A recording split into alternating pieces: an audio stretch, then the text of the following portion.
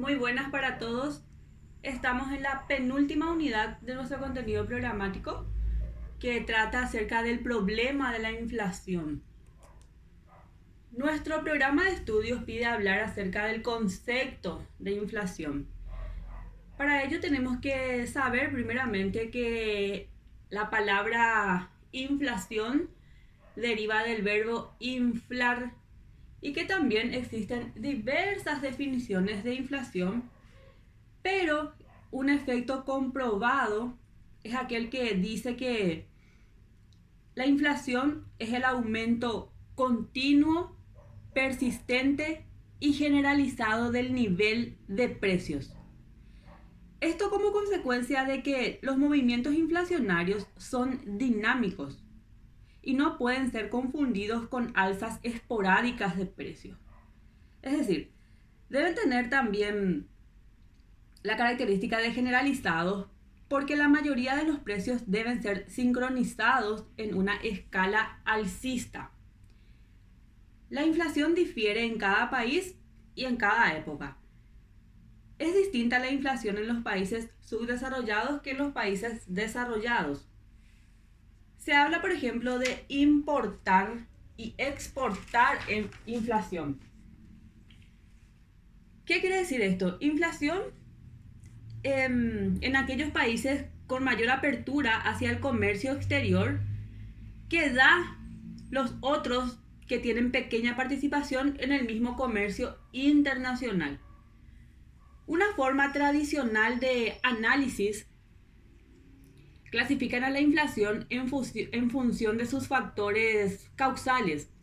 Se distinguen, por ejemplo, la inflación causada por elevaciones de costo y la inflación provocada por presiones de demanda agregada. Bueno, nuestro programa de estudios también pide que hagamos referencia a las distorsiones provocadas por altas tasas de inflación. Bueno, son 5, ahí tienen en pantalla. Vamos a... ahí en pantalla están citadas. En realidad son 6, perdón. Son 6 y vamos a estar hablando de cada una de esas distorsiones. Bueno, la primera distorsión es la que dice que causa efectos sobre los precios y salarios. La segunda, la que causa efectos sobre la distribución de la renta. La tercera, sobre el mercado de capitales. La cuarta, sobre la balanza de pagos. La quinta, sobre la inversión y las expectativas económicas. Y la sexta, sobre los pagos de empréstitos e impuestos. Bueno, vamos a referirnos a la primera. Las distorsiones de la inflación que causa efectos sobre los precios y salarios. Una de las distorsiones más serias provocadas por la inflación es la reducción relativa del poder adquisitivo de las clases que dependen de rendimientos fijos. En este caso están los asalariados que, con el pasar del tiempo, van quedando con su presupuesto cada vez más reducido hasta la llegada de un nuevo aumento o reajuste de salarios. No siempre este aumento es oportuno y casi siempre llega tarde, o después de los aumentos generales de precio, lo cual entraña una inequidad que debe paliarse. Bueno, esa es la primera distorsión provocada por las altas tasas de inflación. Vamos a hablar ahora de la segunda. La segunda es la atinente a los efectos sobre la distribución de la renta.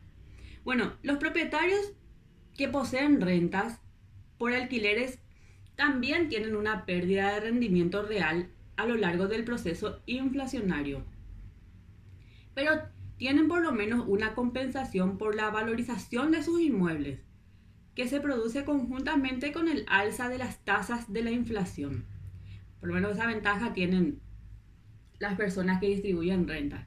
Bueno, en esta categoría están los capitalistas, que tienen más condiciones de replantearse los aumentos de costos provocados por la inflación, procurando así garantizar la mantención de sus intereses. Vamos a referirnos a la tercera distorsión. La tercera es sobre el mercado de capitales. Un proceso inflacionario hace que la moneda se deteriore rápidamente y ocurre un desestimulo a la aplicación en el mercado de capitales financieros. Es decir, las aplicaciones en ahorros y títulos, valores, deben sufrir una retracción. Por otra parte, la inflación también estimula la aplicación del recurso en bienes raíces como tierras e inmuebles que acostumbran valorizarse. La cuarta distorsión es la que hace énfasis sobre la balanza de pagos. Bueno, un país que tiene elevadas tasas de inflación en niveles superiores al aumento de precios internacionales encarece el producto nacional relativamente al producido externamente. Así, debe provocar un estímulo a las importaciones y un desestímulo a las exportaciones, disminuyendo el saldo de la balanza comercial. Este hecho acostumbra a provocar un círculo vicioso si es que el país está enfrentando un déficit de cambios. Y en esas condiciones, las autoridades, tratando de minimizar el déficit, son obligadas a lanzar emisiones inorgánicas, depreciando la moneda nacional, pudiendo así estimular la colocación de nuestros productos en el exterior, desestimulando las importaciones. Entre tanto, las importaciones esenciales de las cuales no se puede prescindir, como en el caso nuestro, el petróleo, el gas, los fertilizantes, se tornan inevitablemente más caras, presionando los costos de producción de los sectores que utilizan productos importados en su elaboración. Se cierra así el círculo con una nueva elevación de precios provocada por el aumento de los costos en los precios de los productos. La quinta distorsión es la que trata sobre la inversión y las expectativas económicas. Bueno,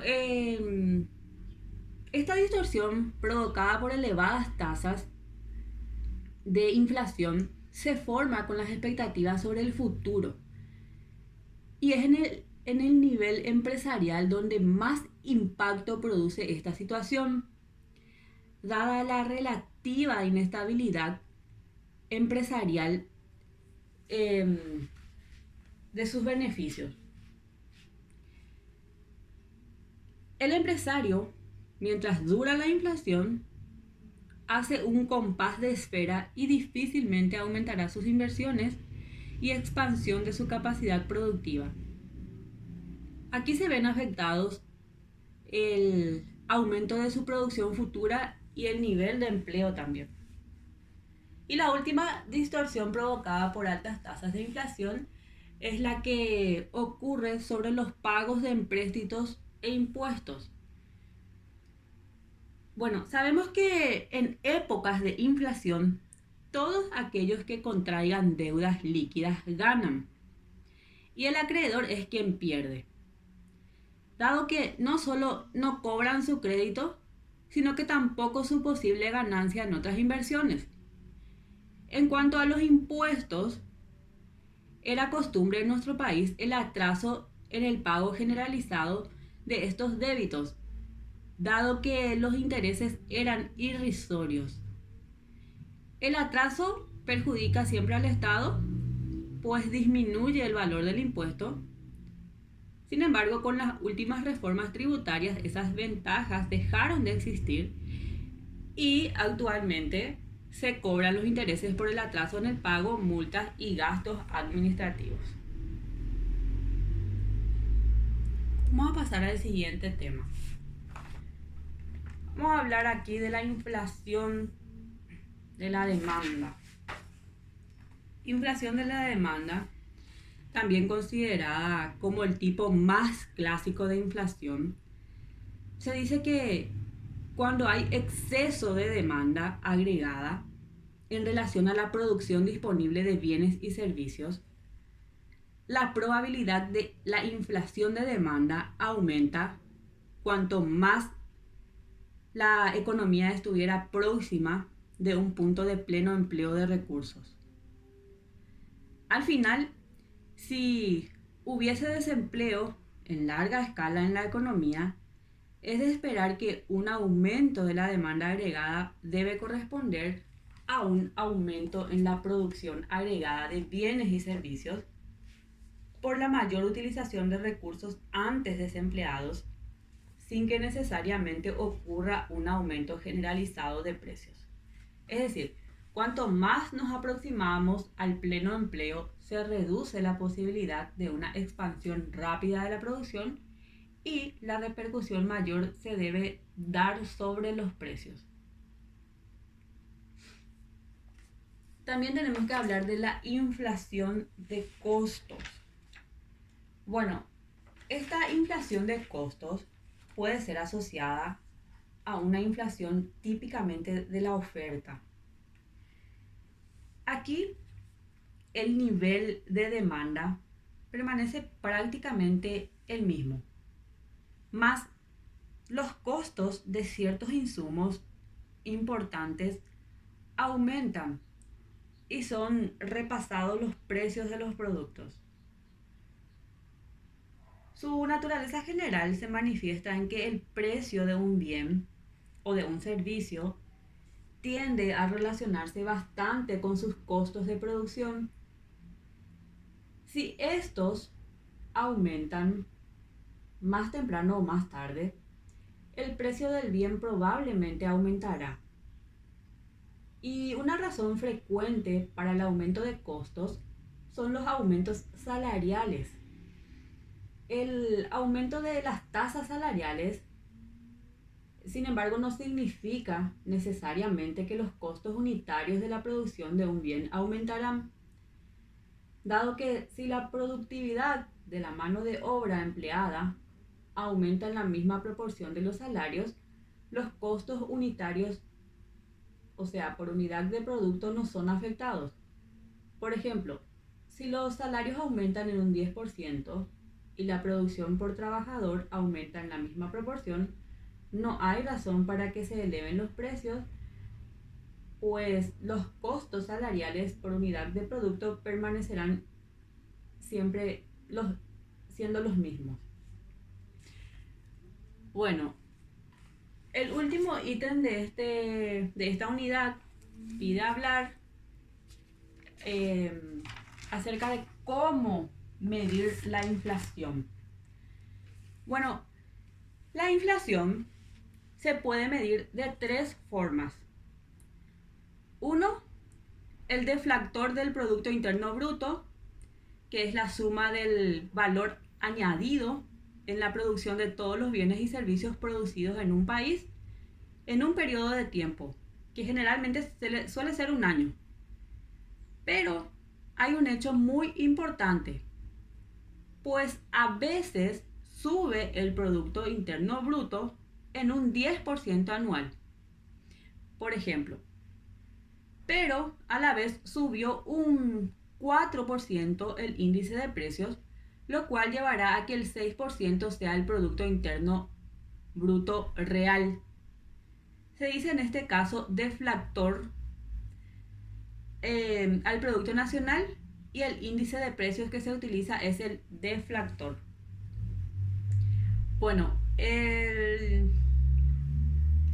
la segunda forma en que se puede medir la inflación es el nivel general de precios.